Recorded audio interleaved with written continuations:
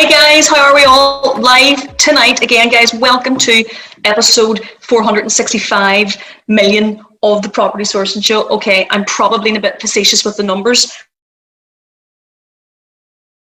I've lost count how many trainings we have done inside the group over the last number of weeks. This could be training number 12, I believe. So tonight, guys, our free live training centers around the 5 simple steps that you should be taking if you are a complete newcomer to the world of property sourcing, deal packaging, property trading, however it is that you want to term it, or you might be a seasoned property sourcer who just needs a little bit of a refresher, because let's face it, we can all do with a little bit of a refresher from occasion. There is nothing that we don't know, okay? So never believe that you know everything. There is always something you can learn. So guys, as you know, if you have been following me for a while, if you have been inside our community, the whole premise of the live trainings that I run in the community every single week are that they should be short, they should be actionable, they should be bite-sized, and you should be able to leave every single training and implement what I have taught on the training, okay? So the total premise, guys, we generally tend to keep, if you're new to the trainings, we generally tend to keep them to 30 minutes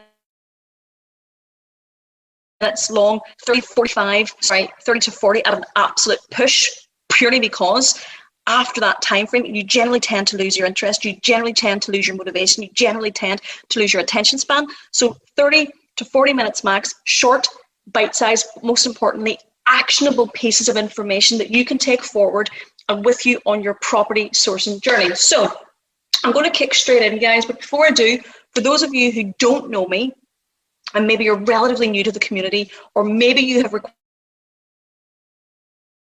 requested this live training on replay and you're not with me yet. My name is Danielle Bell, one-time property sourcer turned full-time property investor based in Belfast, Northern Ireland, ex-financial analyst for the New York Stock Exchange, and founder of the Property Sourcing Made Simple community, Property Sourcing Made Simple coaching program, and members club, which is fast becoming the #1 space in the UK for property sourcing and deal packaging coaching, which is something I am incredibly proud of. Okay, so brief synopsis on me. What we're going to do is, guys, I'm going to share my screen. I've got some pretty basic slides there, and I'm going to take you through tonight's training. So let's dive in. Hopefully you can get to see my screen. I likely disappear off camera so that I can see everything that I want to cover. Let's dive in. Okay, guys, let's get it going. 5 simple steps to property sourcing and deal packaging. Now, guys, for most of you who are tuning in live tonight, you're probably doing it for one of 2 reasons. By the way, if you're tuning in live, drop me a comment below right now. Let me know you're live. Give me a wave. They're new to property sourcing and deal trading, and you'd maybe like to expand upon your knowledge, or you are already, as I said when we kicked off tonight, a seasoned investor. A seasoned sourcer. You've maybe used the strategy for a period of time, but you would like a little bit of a refresher on the basics. And that's really, really important. And it's, by the way, there's absolutely no harm in going for a little refresher course every now and again. If none of those 2 reasons are applicable to you, then maybe you've tuned in because you love the sound of my voice. Okay, that's probably not the case, but I like to try and compliment myself whenever I can. Right, let's dive in, guys. Deal packaging, property sourcing, or trading, guys, it's really essentially the art of selling deals, okay? Property sourcing, deal packaging, property trading, in a nutshell, is the art of selling property deals. Now, note that I use the term here, guys, the art of selling. Many of you, if you've been following me for a while, if you've been in the community for a while, if you've even come through our coaching programs, you will be familiar with my belief system that sourcing and the art of selling. So sourcing and the art of selling go hand in hand, right? Some of you, however, will not be familiar with my take on that. I believe a few weeks ago, I actually did a training on sourcing and selling. So if you have not grabbed that and you want a copy of that live training, just drop me a comment below in the comment section saying sourcing and sales, and we'll make sure that we get that across to you. Okay, if you're not familiar, I'll quickly recap. Sourcing and a sales mindset, guys, and a sales mentality should be one and the same. That's pretty much where I stand on it. In a world where people buy people, why would you not want to be a master at selling yourself, at selling your USP, at selling your skill set, to name but a few? Okay, remember, it's a people buying people business. As I touched on, I actually ran a free live training inside the community on this a number of weeks ago, sourcing and a sales mentality. Okay, so I urge you guys to take the time out and listen to that live training. Okay, so if you perhaps did attend the live training, but you've done absolutely fuck all with it, it might be an idea to give yourself a refresher on that as well, because having that sales mentality, that sales mindset, that sales skill set will help you on this journey leaps and bounds. Now, let's jump back to the art of selling deals, guys, which is effectively what you're doing as a property sourcer, right? You're trading the deal without actually owning the property. So effectively, you're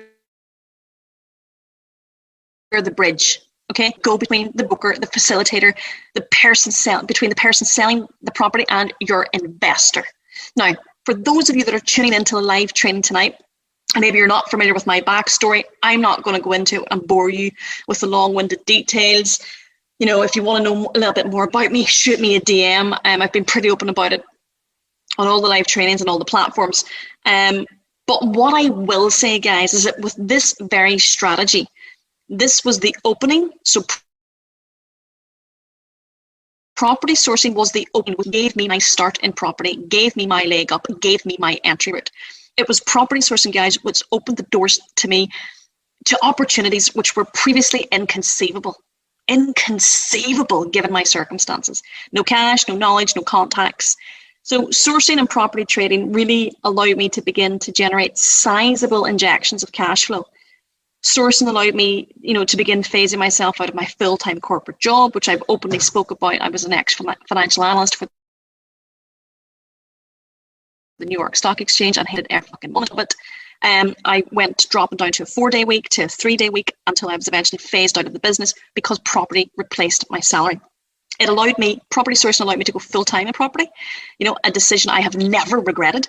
Now, it's certainly not without its pressures. Absolutely, there can be stressful days, and the more you scale, the more stress there seems to be. But the allure of being my own boss was great, but make no mistakes about it, you will also shoulder the bad days, guys, and when you will enjoy the benefits, but you'll also shoulder the bad days. Okay, so property sourcing, guys, has been a consistent winner for me over the last number of years. It is the fastest means to available to generate serious income via property. And in turn, guys, it can give you the freedom to choose how you spend your time moving forward. Okay, for most people, me included, the idea of getting started in property, guys, the notion of buying properties, standard buy to lets, and holding them for the long term, earning income from the rentals, that's where I want to be at. And that's a strategy that I now benefit from today also. The main challenge is that set of strategy, it won't buy you financial freedom anytime soon. Because let's say the baseline figure of financial freedom figure, and this is baseline is $2,000 a month. Well, to replace all your monthly outgoings, and if each buy-to-let property nets you about £300 a month, you're going to need 7 of them to become financially free. That doesn't include your voids, your repairs, your maintenance. All of that will eat away at your cash flow. So there will be issues that arise from that strategy, which is why it's really, really, really, really, really good to have property sourcing as a buffer. Okay, as a buffer. Right, guys, let's jump into it. All things considered, jumping into property sourcing was the best decision I ever made. I focused on sourcing the deals, negotiating the discounts, creating a win-win environment for everybody involved in the process. And that, guys, is what you will be doing too. You are maybe doing it already. Maybe it's what you anticipate to do. Maybe it's what your goals are to do. Okay, that's why you're tuning in tonight. So you will build relationships with your investors, but simultaneously build relationships with estate agents to access their properties. In turn, you'll trade these properties onto your investors that you've added to your repertoire and earn a handsome fee in the process. Now, I get that sounds pretty simple. And here's the real kicker. Here is the real kicker. That that's because it is, okay? But I heavily caveat the word but. There is a big but here. None of this is possible, guys. Not a single inch of it is possible without an unshakable work ethic, without a committed focus and a total promise to undertake all steps of the process with conviction. Commitment, conviction, and consistency are the 3 C's I have spoken about on my property journey over the last number of years. And if you have 2 out of 3, it ain't going to work. You're going to need all 3 to tick the boxes, okay? You will not hear the larger corporations talk to you about the work ethic, the sweat effort, the graft, okay? That won't be so readily discussed. So it's really, really important that each and every person who chooses to pursue this route, property strategy, property sourcing, deal packaging, property trading, you should be fully aware that it is a labor of love, that you will be required to put the work in, that there will be sacrifices to be made. So get comfortable with those facts, guys. And you might just be ready to change your life. And I can say that because it changed mine. So the benefits are clear, guys. We've covered them. Let's dive straight in. I realize I've rambled a bit there. My apologies. Let's dive straight into the 5 simple steps of property sourcing and deal packaging. Guys, keep this interactive. If you're watching live, let me know. Ask questions as we go. If I don't get them tonight, I'll cover them first thing in the morning. All right, guys, step 1, find your investor first. Now, I am aware, guys, that I will sound like a broken record at this point. Those of you who know me, those of you who are on tonight's live training, those of you who are maybe tuning in who are already part of my coaching program, you will know that I harp on relentlessly about finding your investor first on your property sourcing journey and not the deals. Find your investor first, not the deals. Do not, guys, make life any harder than it has to be. By aimlessly searching for deals first on your journey, you will have absolutely zero idea of what you're actually looking for. What is a deal to one person will not be a deal to someone else. Okay, what looks attractive to me as a yield will not be attractive to John down the street. Okay, these are the things you have to bear in mind. To stand a chance of success, guys, of this strategy, it is my very, very, very firm opinion that you simply must start off by finding your investor first. Now, I've previously used the analogy publicly and privately inside the coaching program that,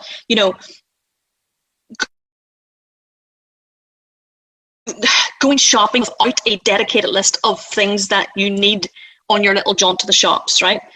It usually ends in disaster. If you're anything like me and you go to the shops with absolutely no idea, in black and white or on your phone of what exactly it is that you're there for, it turns into an absolute shit show. I come out with shit that I don't need and spend more than I need to spend and come home and don't have the things that I actually set out to get in the first place. It's the exact same if you start to look for property deals without a property without an investor in place,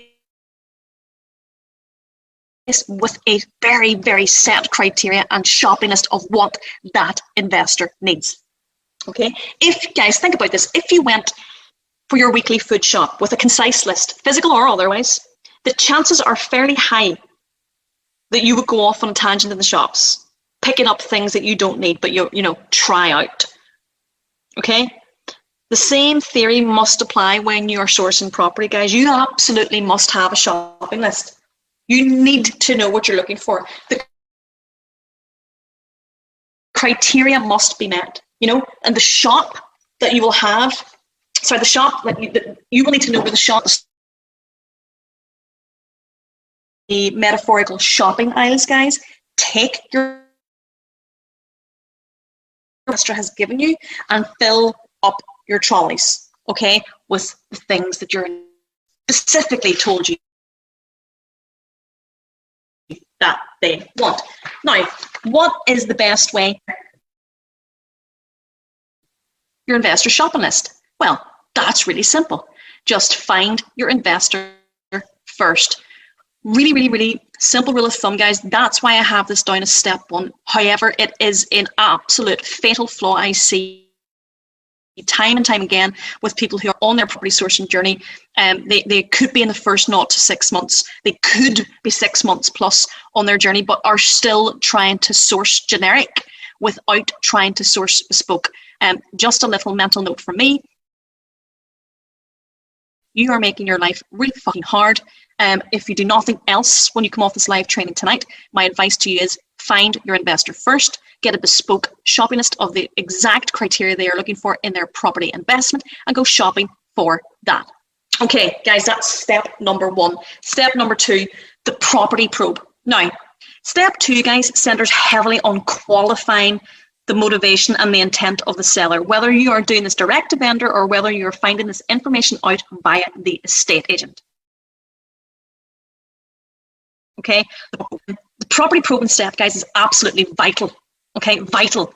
Again, a lot of novice property sourcers, deal packages are failing to get sort of the base level information that they need up front. So guys, if you're listening here on the live training, let me know how well your probe is going when you're either dealing directly with the vendor or directly with the estate agent. Okay, are you asking pressing probing questions in an inconspicuous manner? So no or probe yes down below in the comments so I can get an idea of where the struggle is here. Okay, so the purpose, guys, of the property probe is, to gather all the relevant information that we will require in order to move forward to the next steps of the process efficiently and quickly. As efficiently and as quickly as we possibly can. The property and the vendor fact find will actually allow us to prepare the correct exit strategy for the deal. That is a training for another night. But as a side note, guys, never enter any property investment deal where there is not a secondary exit option. Sometimes the more exit options that you have, the better, but absolutely always present a minimum of 2 exit options. Okay, so exit strategies. Is it a buy to flip? Is it a buy to hold? Is it a potential SA unit? Can we raise JV finance for it, add it to our own portfolio? Can we raise joint venture finance, flip it, pay the investor back? Okay, the correct fact finding at this stage, guys, will tee you up like a lovely little golf ball and bulletproof your way forward. Okay, so essentially, guys, what you'll be doing here, you'll be gathering a well-rounded bulk of information from either the agent or the seller. I always prefer to work. It's controversial. I hear a lot of people say, to a certain extent, look, they don't need us as much as they did, but there are still deals out there to be had.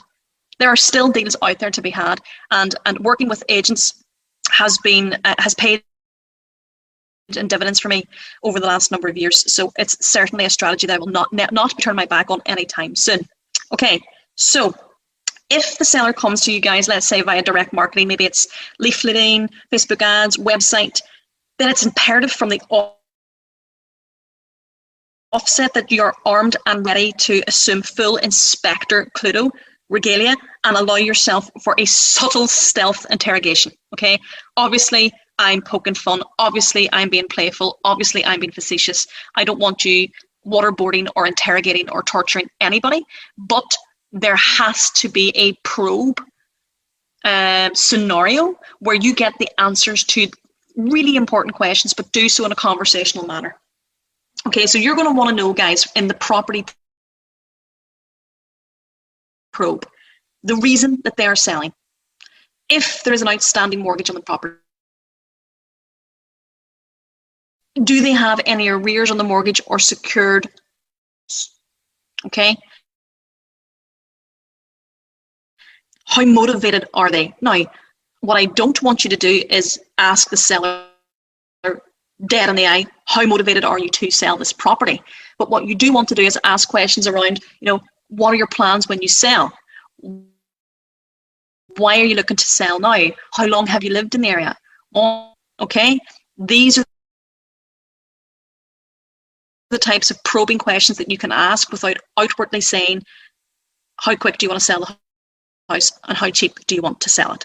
Okay, questions also like arrears and secured loans on the property are really, really important. our most recent assisted sale flip completed last week, and these were the types of questions that we had to ensure that we were asking at the beginning of the process, because if there were arrears or secured loans on the property, that would have eaten into our profits massively, because they would have had to be paid back first before we to 6 months of your property journey. You may not have this knowledge. This might not be something that you would know to ask, but now you do. So that's a concise list of the types of things you'll want to find out on the initial property probe. If you choose to move forward with a further investigation of the property, if it's beginning to look like it could be a whole host of other questions that you will want, certainly a great baseline and a foundation for you guys tonight to help kick off in the right stance, in the right frame of mind, with the correct property probing questions. So let me know in the comments if you're accurately using property probe questions right now. Now, guys, at this stage, I can appreciate that you're wondering if such invasive questions will actually have you packing your bags before you initially. The way you ask the questions, the tone in which you ask them, the manner in which you ask them, which will actually lead you to being granted permission, as opposed to the actual questions themselves. Okay, so fundamental point to remember here, guys, that we've heard it, we're sick of hearing it, it makes our ears bleed, but property is a people's business. That includes, when you're dealing with your vendors. Remember that property is not just a people's business when you're dealing with agents or when you're dealing with investors. It is a people's business when you're dealing with your vendor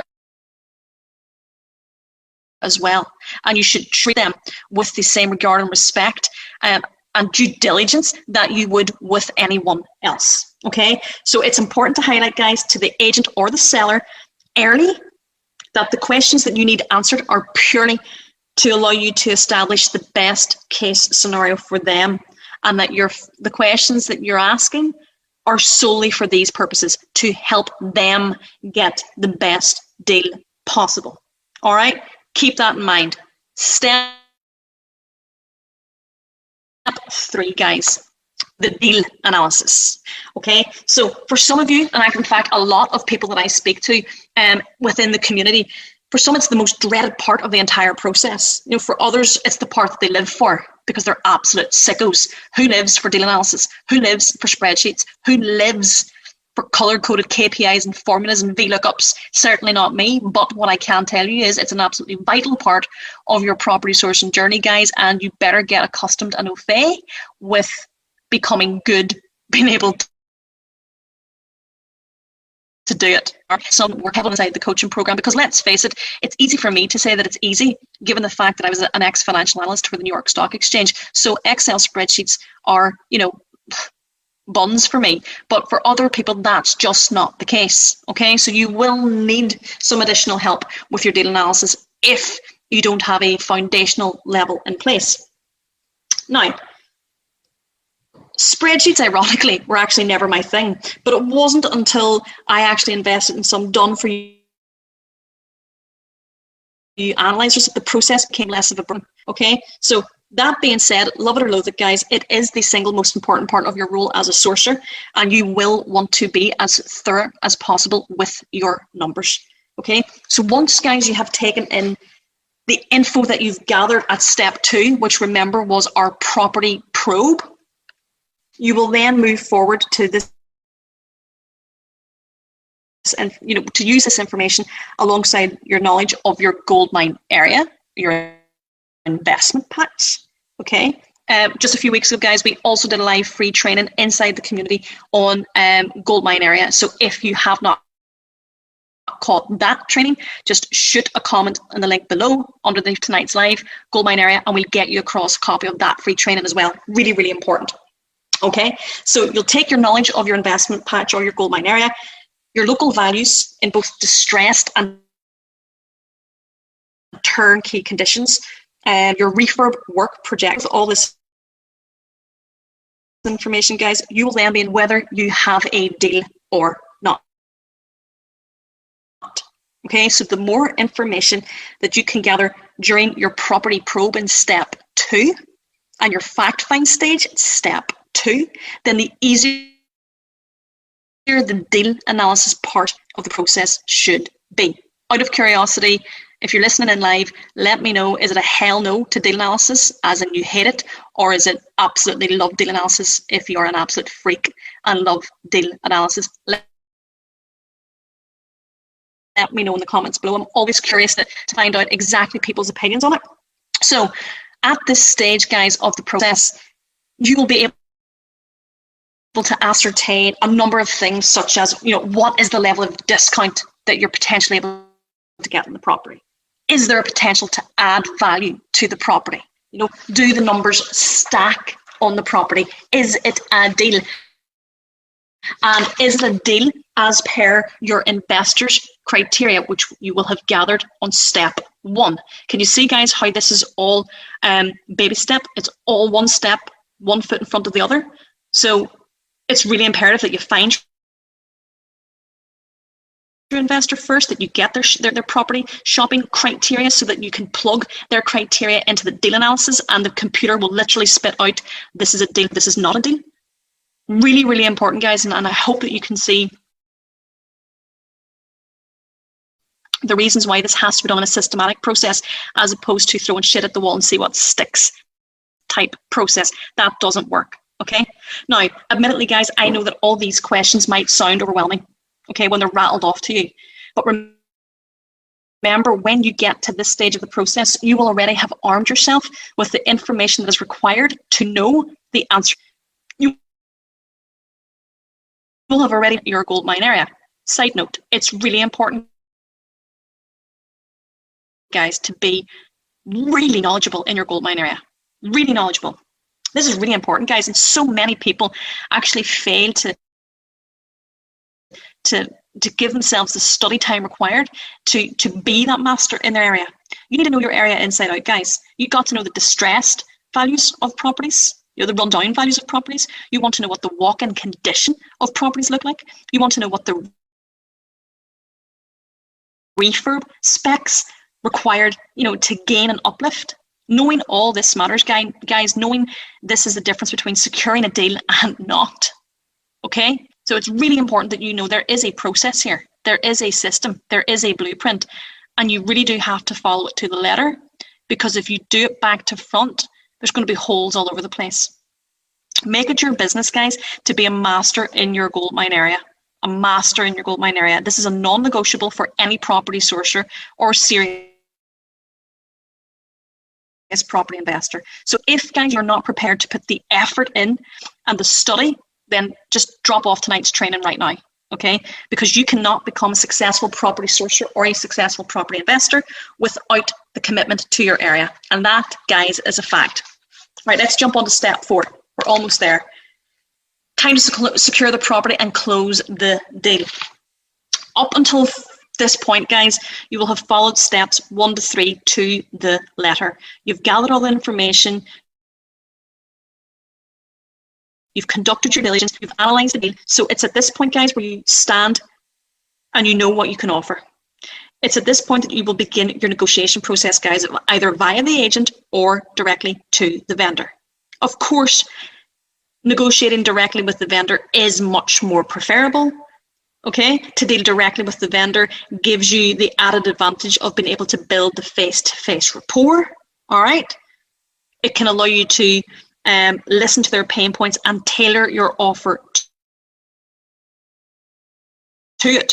But do not be disheartened, guys, and do not be deterred if your negotiation process is to be carried out via an agent. Okay, I have openly spoken in the community and the wider fields that a handful of deals. Okay, agents were my secret sauce, and I get that they are less appealing at the moment, but this will not last forever, and the groundwork and what you put in with your agents now will absolutely pay you dividends when we come out of this weird, absurd bubble that we've been in for the last year now, just under. Okay, I focused solely on agents. So whoever you might be dealing with, guys, at this stage of the process, whether it's the agent or the vendor, it's really, really important that you manage and set their expectations from the offset. So if you're offering via an agent, I will always make the initial offer in a telephone conversation, but I will immediately follow that telephone offer up with an email stating my offer and the breakdown of how I've arrived at my figure. And I want you to pay close attention to that, guys. So inside the coaching program with my mentees, this is something that I am really, really heavy-handed with, okay? I don't encourage anybody to just make a verbal offer and see if it sticks. Okay, we encourage all the guys inside the coaching program to A, call your agent, make your offer verbally. B, immediately follow that up with an email confirmation of your offer with a breakdown as to how you have arrived at that figure, the work that you foresee that needs done, the general costings of the work that you believe needs done. And it's, by the way, okay to state some margin in there, because you will have told them that you are a property investor or working on behalf of a property investor. So it's okay to say we have to factor our margin in here also. Okay, really, really important. So many people just ring up, put an offer in, hope it sticks. It could be the most ridiculous lowballed offer, and without any form of breakdown as to how you have come to that offer, you're more likely to piss the agent off, be blacklisted from their books than you are. You will gain credibility and some respect if you can continuously follow your offers up with a breakdown via email, in writing, with a breakdown. Okay, so little inside tip from what we do in the program. It works incredibly well. Now, if the property is in distress, guys, and it needs some work, tell them in the email. By the way, if you're jumping on live tonight, let me know. Are you currently, if you're putting an offer forward, are you also putting the offer forward in email? So say yes email or no email. No if you're not putting it forward by email, yes if you are. Okay, so list the works that you believe the property needs. If the house seems overpriced based on comparables in the area, then tell them in the email. Okay, tell them in the email. This is one of the strategies that I used on a property we purchased not all that long ago, and it was significantly higher than other properties in the area in the exact same similar condition. The house next door, exact same similar condition. I was able to present this to the estate agent and say, listen, the last 3 houses in this area, the one next door in the same condition, have actually sold at a lesser level than this property. Some of them are of a higher spec. I believe the property is priced unrealistically. These are my reasons why. This is my offer. Now, the agent was actually incredibly impressed with that, but also took that information back to her seller, and we negotiated the deal thereof. Property bought, closed, deal done. Okay, so if the offer is accepted via the agent, guys, and by the way, if your first offer is ever accepted, you have definitely offered too much. Okay, it's okay for your first offer to be toe-curlingly low. You know, we can come up, but if you aren't embarrassed by what your first offer is, then it's not low enough, guys. But once you've agreed on the price and the offer is accepted, then you'll want to ensure that the agent takes the property off the market. Takes the property off the market. The last thing that you want to do is to tell your investor that you have secured them a great deal, only to find out that the agent has left it on the market for you to be gazumped at the final hurdle.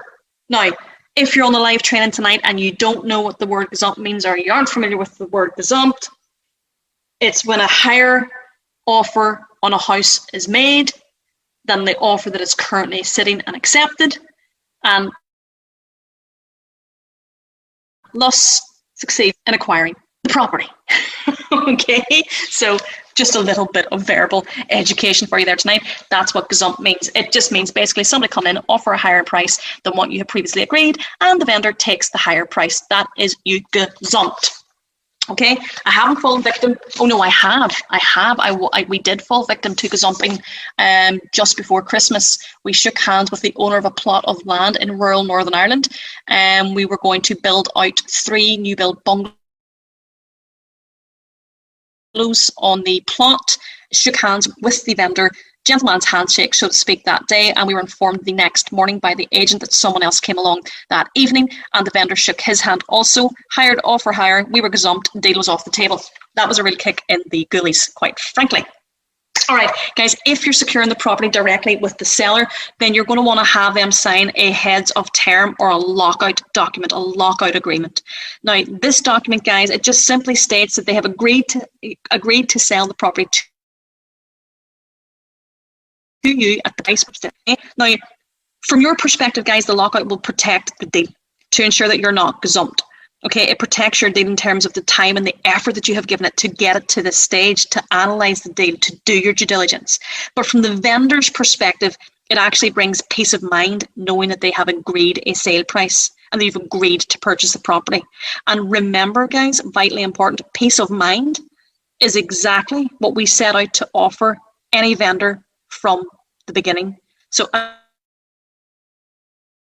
as a property sourcer, you're also a problem solver, okay? And being able to offer peace of mind is a real bonus, a real bonus. Okay, guys, jumping on to step 5, super quickly. It tells me my battery's dying here, so I hope that's not the case. Let's jump in. Investor proposal and submission. So if you were on our Find Your First Investor Raising Joint Venture Finance live training last week and the week before, you will know that we have heavily promoted how it's super important to get an investor proposal and submission prepared as quickly as possible. Okay, so working with your bespoke investor at this stage of the game, you will want to send across any additional info on the property alongside your investment pack. So a valuation report if there is one, a survey report if there is one, additional photos of the property, a video walkthrough of the property. All these additional pieces of information, guys, go a long way in showing your investor that you have prepared extensive